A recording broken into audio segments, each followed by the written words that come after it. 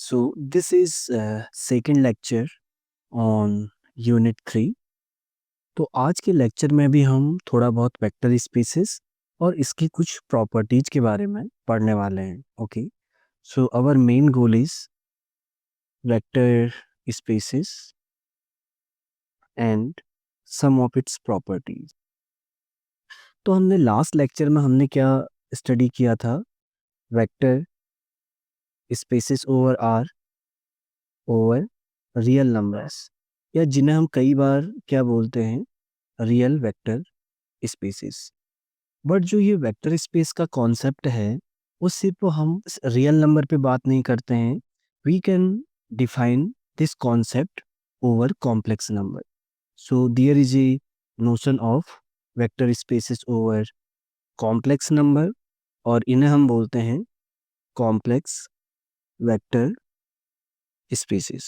Okay, तो आज के लेक्चर में हम यही डिस्कस करने वाले। In fact we will discuss the concept of a vector space over a field. Okay, तो यहाँ पे क्वेश्चन रहेगा बहुत स्टूडेंट्स का कि ये फील्ड है क्या।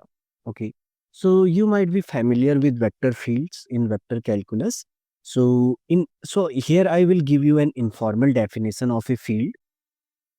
सो एक फील्ड क्या रहता है? Basically it is an algebraic structure जिसमें बहुत सारी प्रॉपर्टीज रियल नंबर जैसी रहती है। So informally if we define a field, this is an informal definition. Okay, तुम फॉर्मल डेफिनेशन तुम बुक में फाइंड कर सकते हो, और you can find the definition of a field in the lecture notes that I have shared with you. So informally हम vector field को हम कैसे डिफाइन करते हैं? You can think it is a set where we can play with all these four operations: addition, subtraction, multiplication and division। तो ये एक informal definition है, बस डिवीजन में हमें ध्यान रखना है हम जीरो से डिवाइड न करें। तो एक ऐसा सेट जहां पे तुम ये चारों ऑपरेशंस के साथ खेल सकते हो, हम उसे कहेंगे फील्ड। जैसे एग्जाम्पल के तौर पे रियल नंबर्स। ओके, तो इनके साथ हम ऑलरेडी फैमिलियर हैं कि अगर हमारे पास कोई भी दो रियल नंबर है तो हम उनके एडिशन, अगर एडिशन करें ये भी रियल नंबर में आएगा, सब्ट्रैक्शन करें ये भी एक रियल नंबर में आएगा, मल्टीप्लिकेशन करें ये भी एक रियल नंबर में आएगा, और अगर बी नॉन जीरो है तो ये भी रियल नंबर होगा। ओके, तो यहाँ पे हम देखते हैं कि इस सेट में, सेट ऑफ रियल नंबर्स में, अगर हम इनमें से कोई भी ऑपरेशन जो हम अप्लाई करते हैं वो इसी सेट के अंदर रहता है। Similarly other example of a field क्या होता है? Complex numbers. हमें कॉम्प्लेक्स नंबर का भी आइडिया है। कॉम्प्लेक्स नंबर किस फॉर्म के रहते हैं? बेसिकली ए प्लस आयोटा बी, जहाँ पे ए कॉमा बी क्या रहते हैं? Real numbers. For example 1 + i, 2 + 3i और जस्ट आई, ये सारे कॉम्प्लेक्स नंबर हैं। और हमें आइडिया है कॉम्प्लेक्स नंबर का भी कि अगर दो कॉम्प्लेक्स नंबर का हम सम करें, अगर सपोज Z1 और Z2 दो कॉम्प्लेक्स नंबर्स हैं, अगर हम इनका सम करें तो ये भी कॉम्प्लेक्स नंबर आता है। मल्टीप्लिकेशन करें या इनका सब्ट्रैक्शन करें या डिवीजन करें, provided Z2 is non zero, तो ये सारे सी में ही लाई करते हैं। तो सी भी क्या है? एक फील्ड है। Similarly you can check set of rational numbers, set of rational number. तो तुम्हें यहाँ पे ये चेक करना है कि ये फील्ड होगा या नहीं। Okay, so if you do not know the answer, you can take a pause here and think for a minute कि यहाँ पे क्या ये चारों ऑपरेशंस के साथ हम खेल सकते हैं। So at the end the answer is yes. Okay, next question, क्या जो सेट ऑफ इंटीजर्स है, okay, set of integers, question है क्या ये फील्ड है? So is Z a field? क्या ये फील्ड है? ओके, तो यू कैन थिंक कि क्या ये फील्ड हो गया या नहीं। So the answer is no. Okay, बहुत सारे चीज़ें तुम यहाँ पे देख सकते हो। अगर तुम सपोज मैंने 1 और 2 दोनों जेड में बिलोंग करते हैं, बट 1/2 अगर डिवीजन करें, this is not a member of Z, तो इसलिए ये फील्ड नहीं है। Similarly set of natural numbers के बारे में, सेट ऑफ नेचुरल नंबर्स, तो क्या ये फील्ड होगा? Okay, and you can check the answer is no. तो इस तरीके से हम देख सकते हैं कि कोई सेट फील्ड है या नहीं है, बट इसकी एक फॉर्मल डेफिनेशन रहती है जो तुम्हें बुक में मिलेगा। बट हमारे केसेस में जो हम फील्ड के एग्जांपल कंसीडर करेंगे, in most of the cases they will be set of real number की बात होगी, या कहीं पे अगर अदरवाइज अगर ये नहीं है तो मेंशन होगा कि field is this set. Okay, तो ये है एक इनफॉर्मल डेफिनेशन फील्ड की। Okay, so now we will discuss the concept of a vector space, a vector space over a field. तो जैसे हमने रियल नंबर के बारे में हमने देखा था, तो सेम चीज है यहाँ पे ओवर फील्ड की। सारी प्रॉपर्टीज वही हैं, जस्ट एक दो में थोड़ा हम हमारा चेंज होगा। जहाँ जहाँ पे रियल नंबर था वहाँ वहाँ पे हमने फील्ड से एलिमेंट लेना है। तो एक फील्ड को हम कैसे डिनोट करते हैं? आई थिंक हमने यहाँ पे नोटेशन यूज नहीं किया हुआ था फील्ड के लिए। तो हम नोटेशन, एक फील्ड को हम डिनोट करते हैं एफ के द्वारा। Okay, f is used for to denote a field. तो हमारे केस में जो जब भी हम फील्ड की बात कर रहे हैं, या तो रियल नंबर होगा और कॉम्प्लेक्स नंबर। बट हमें पता है कि इनके अलावा भी फील्ड रहते हैं, तो हम ये नोशन ऑफ वेक्टर स्पेस हम पूरा उस पर डिस्कस कर सकते हैं। ओके, तो जैसे हमें रियल नंबर पे पता था एक वेक्टर स्पेस क्या रहता है, a vector space over F, a vector space V over a field F is a collection of objects, is a collection of objects, and यहाँ पे दो दो ऑपरेशंस रहेंगे with two operations। ओके, तो पहला ऑपरेशन क्या रहेगा? The first operation is called vector addition, and दूसरा जो रहेगा the second one is called scalar multiplication. Scalar multiplication that satisfies the following property, that satisfies the following properties। Okay, तो क्या क्या प्रॉपर्टीज हैं जो हमने लास्ट टाइम देखा था? सारी प्रॉपर्टीज वही हैं कि इफ v1 कॉमा v2, अगर दो वेक्टर्स v से हमने ले रखे हैं, देन उनका सम भी क्या होना चाहिए? सेम सेट में होना चाहिए। सेकंड, कि v1 प्लस v2 किसके इक्वल रहना चाहिए? v2 plus v, and this should be true for all the elements of the vector space. Third property क्या थी? एसोसिएटिविटी, कि v1 v2 एंड v3, इन दोनों को हम अगर किसी भी ऑर्डर में ऐड करें तो at the end answer same रहना चाहिए। So for all v1 v2 v3 belong to v। Fourth property रहती है हमारे पास कि there exist an element in v, कि सच दैट कि किसी भी वेक्टर में जीरो को अगर ऐड करें तो हमें v ही मिलना चाहिए, and this is same as 0v plus v। Fifth हमारे पास क्या होता है कि for every element of v there exist क्या करना चाहिए? माइनस v इन v, कि सच दैट एक एलिमेंट बेसिकली हमें मिलना चाहिए कि इन दोनों का सम क्या आ जाए? 0 टाइम्स v। तो ये 5 प्रॉपर्टीज हमने रियल वेक्टर स्पेस में भी देखा था, वो यहाँ पर भी है। जो 6 प्रॉपर्टी है, जहाँ जहाँ पे रियल नंबर था वहाँ वहाँ पे हम क्या करेंगे? f से एलिमेंट। सो अगर इफ अल्फा कोई फील्ड से एलिमेंट है and v is an element of v, then जो अल्फा डॉट v होना चाहिए ये v में आना चाहिए, क्योंकि यहाँ पे दो ऑपरेशंस हैं, vector addition and scalar multiplication. तो मल्टीप्लिकेशन में हम क्या करते हैं? हमेशा एक वेक्टर एंड एक स्केलर को लेंगे।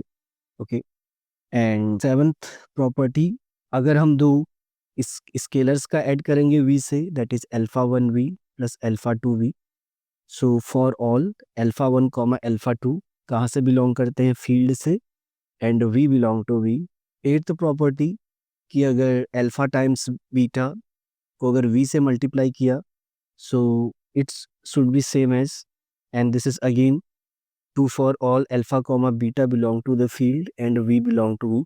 मे भी हो सकता है हमने ये दो प्रॉपर्टी 8th और 9th नंबर पे रखे हैं, तो ऐसे उससे कोई फर्क नहीं पड़ता, आप ऑर्डरिंग को थोड़ा चेंज कर दो तो alpha times v1 plus v2 किसके इक्वल होना चाहिए?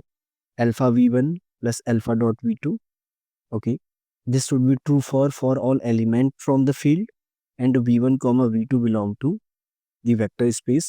And 10th property, क्योंकि फील्ड में हमने देखा था डिवीजन भी था, तो डिवीजन में अगर तुम सेम नंबर को सेम से डिवाइड करोगे तो 1 भी आएगा. 1 times v equal to v for all v belong to v. Okay, तो vector space over a field, तो एक कोई भी सेट क्या रहता है, उसे हम वेक्टर स्पेस कहते हैं अगर वहाँ पे दो ऑपरेशन हो, एक तो वेक्टर एडिशन, दूसरा स्केलर मल्टीप्लिकेशन, और उसके अंदर ये सारी प्रॉपर्टी सेटिस्फाई करे 10, तो तब हम क्या बोलते हैं? Vector space. ओके, तो अगेन द सेम चीज कि एलिमेंट्स ऑफ वी को हम बोलते हैं vectors, and elements of field they are called scalars. अगर let V be a vector space over a field F हमें कोई दे रखा है, तो अगर फील्ड क्या हो? रियल नंबर्स का सेट हो, then v is called real vector space, a real vector space. And अगर यही फील्ड क्या हो? कॉम्प्लेक्स नंबर का हो जाए, f equal to c, so then v is called just a complex vector space. Complex vector space. तो हमने real vector space के तो हमने बहुत एग्जांपल ले लिए हैं, तो एक दो हम कॉम्प्लेक्स स्पेस के भी ले सकते हैं. तो suppose f equal to c, and हमने क्या ले लिया? v हमने ले लिया set of complex numbers. Okay, that is just a plus iota v, जहाँ पे a कॉमा b क्या है? Real numbers. अब हमें पता है v के दो एलिमेंट्स को ऐड कैसे करते हैं, कि सपोज एडिशन कैसे डिफाइन रहता है? अगर दो कॉम्प्लेक्स नंबर लिए a1 plus iota b1, and दूसरा कॉम्प्लेक्स नंबर क्या है? a2 प्लस आयोटा b2, सो इनका सम कैसे रहता है? रियल पार्ट को एक साथ ऐड करते हैं plus iota times imaginary part को एक साथ. मल्टीप्लिकेशन कैसे डिफाइन रहता है? तो हम क्या करेंगे? एक एलिमेंट लेंगे फील्ड से और एक एलिमेंट लेंगे वी से.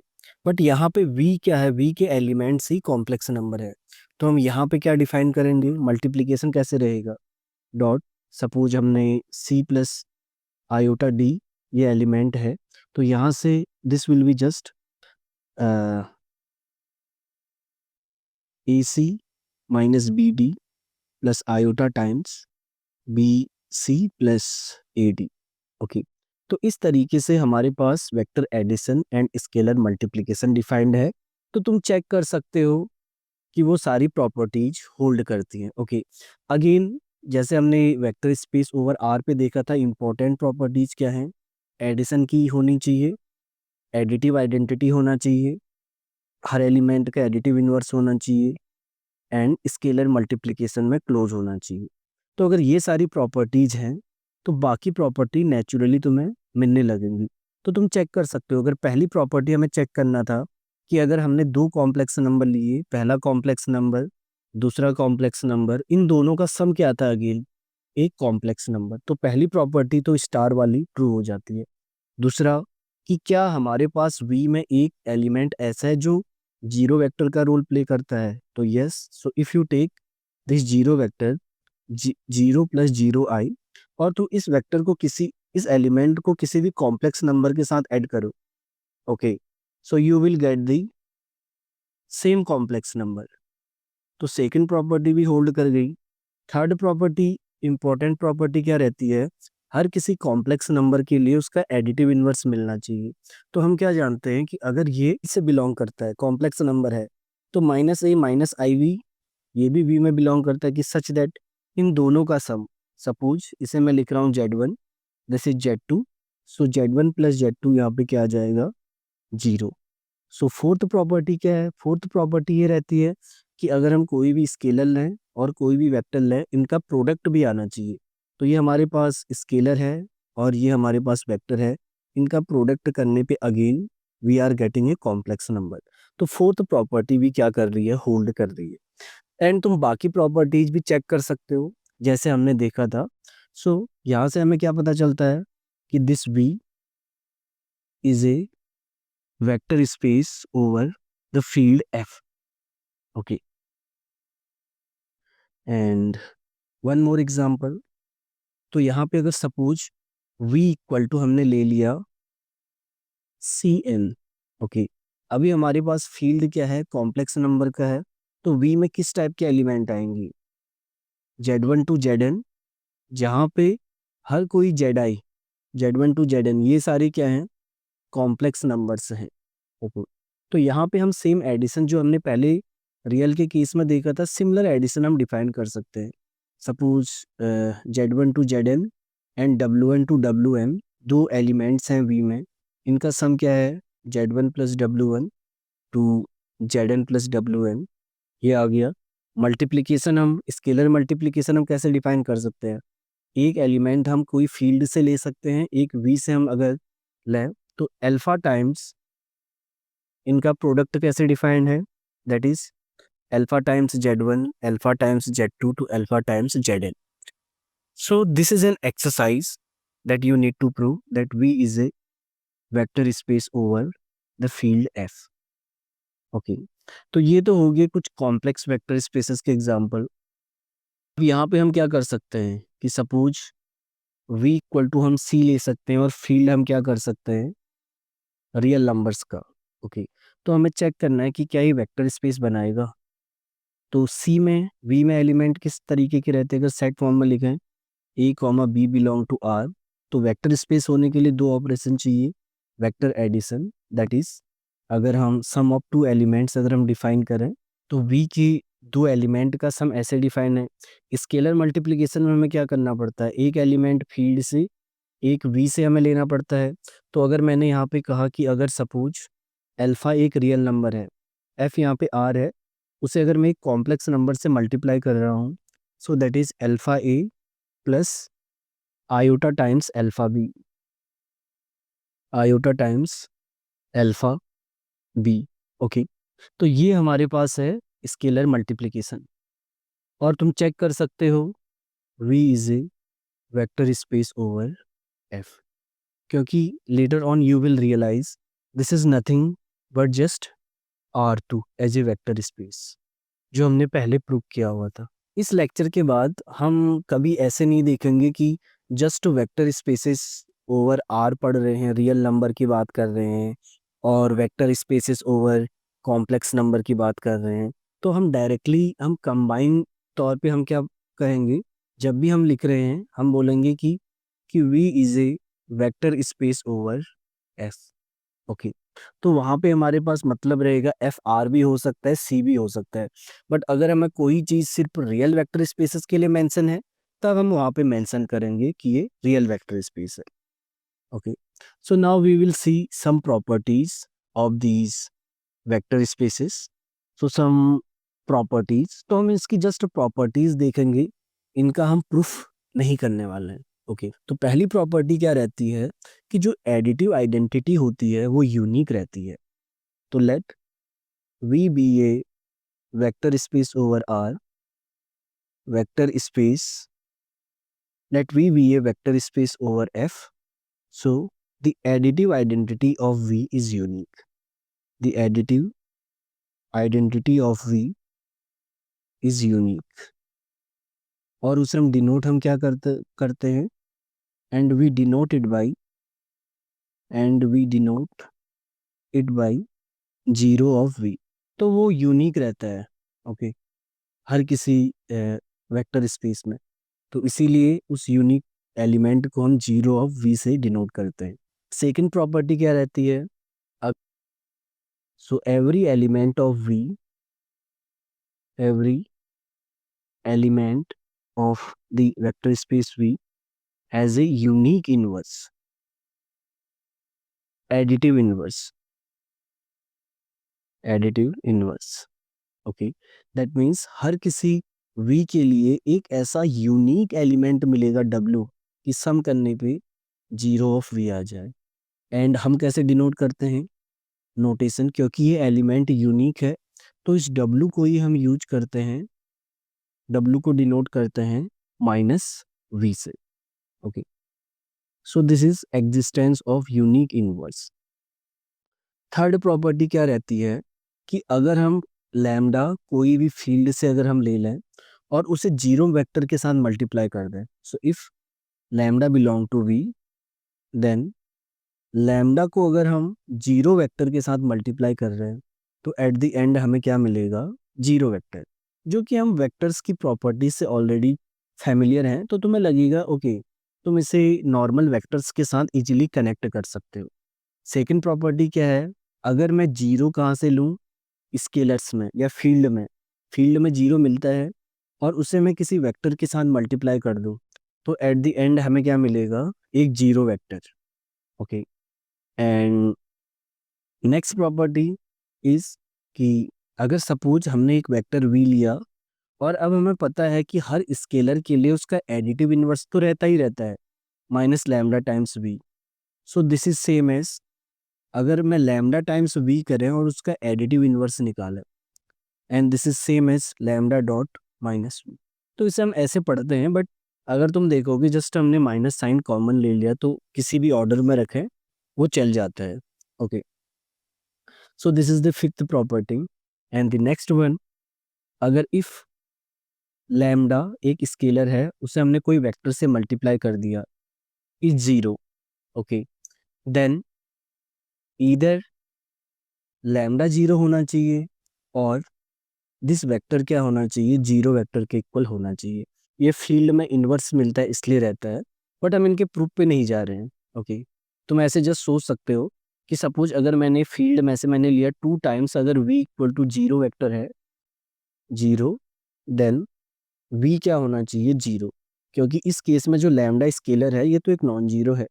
तो इस प्रॉपर्टी से हमें क्या पता चलता है कि जब भी एक स्केलर और वेक्टर का प्रोडक्ट जीरो हो रहा है, या तो वो स्केलर ही जीरो होगा या वेक्टर, तो अगर दोनों जीरो है तब भी चल जाएगा। Okay, so the next property is कि अगर हम -1 को v से मल्टीप्लाई कर दें, so it will be just -v। Okay, तो लास्ट प्रॉपर्टी इज कि जो -v रहता है that is additive inverse of v, we can see it as -1 times v, जो कि तुम फिफ्थ प्रॉपर्टी से भी देख सकते हो। तो यही कुछ बेसिक प्रॉपर्टीज हैं जो हम कभी कभी फ्रिक्वेंटली आगे आने वाले लेक्चर्स में यूज करेंगे। तो इस लेक्चर में इतना ही है। तो नेक्स्ट लेक्चर में हम पढ़ेंगे कि वेक्टर स्पेसेस में सब स्पेसेस का कॉन्सेप्ट क्या रहता है।